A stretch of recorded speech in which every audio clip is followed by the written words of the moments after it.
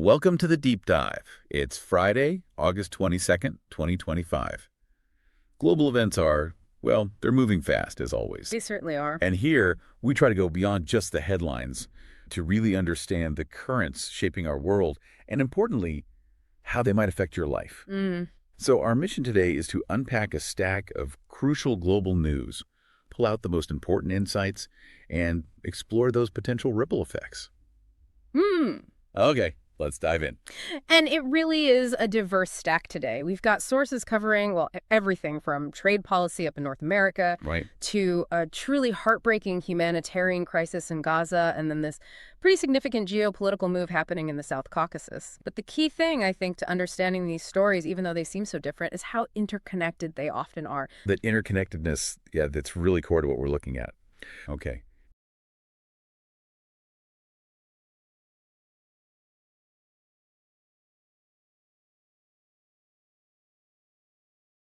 Humanitarian story breaking today reported in The Independent. Yes. The official declaration of famine in Gaza by the Integrated Food Security Phase Classification, the IPC. This isn't just a report, it's a formal declaration. Catastrophic conditions.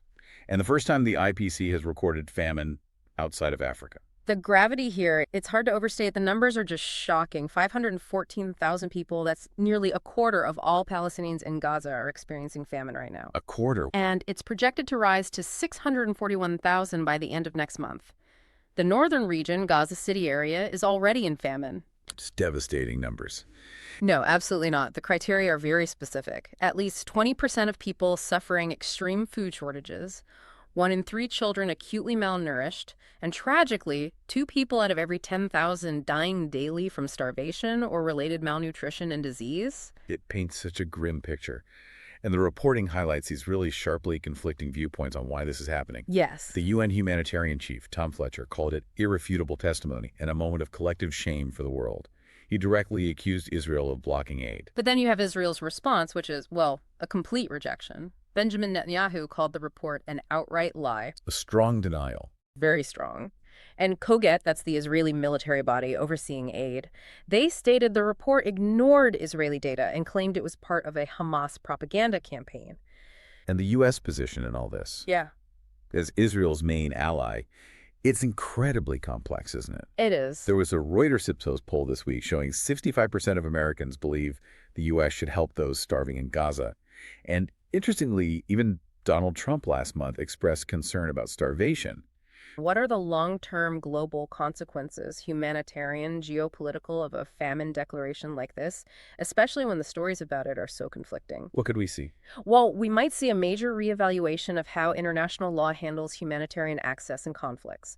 This could set precedents for future interventions, maybe change the role of non-state actors in aid delivery. So it's bigger than just this immediate crisis. Much bigger. It challenges the existing frameworks of responsibility.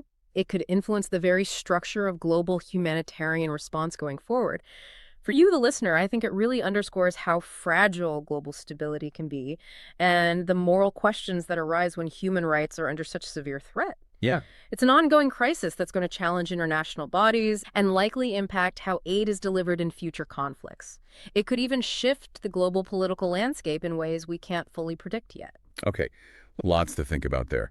That intricate dance of Canada-U.S. trade, the really profound humanitarian crisis in Gaza, bold geopolitical chess game in the South Caucasus was the Zangezur corridor. It really does highlight, doesn't it, that these things aren't happening in isolation. They're shaping our future in ways that aren't always obvious right away, but are incredibly impactful. Exactly. So thinking about all this, what stands out to you from today's deep dive? We definitely encourage you to follow Graphic Briefing on social media to stay up to speed on these stories as they develop. And maybe just a final thought to leave you with. Consider how this interplay economic pressures, humanitarian emergencies, strategic power plays, how these aren't just headlines. They are fundamental forces that will keep shaping global stability and really the daily lives of billions. So what will you be watching for in the coming weeks and months as these stories unfold? And how might these dynamics challenge some of our basic assumptions about international cooperation and conflict? Think about how these global shifts could subtly alter, maybe, the economic opportunities available to you, or the stability of places where you might have investments, or even just that broader sense of security for your family. Thank you for joining us for this deep dive into the most important global insights of Friday, August 22nd, 2025. Stay curious. Keep seeking those deeper connections behind the headlines. Absolutely. We'll be here next time to help make sense of it all.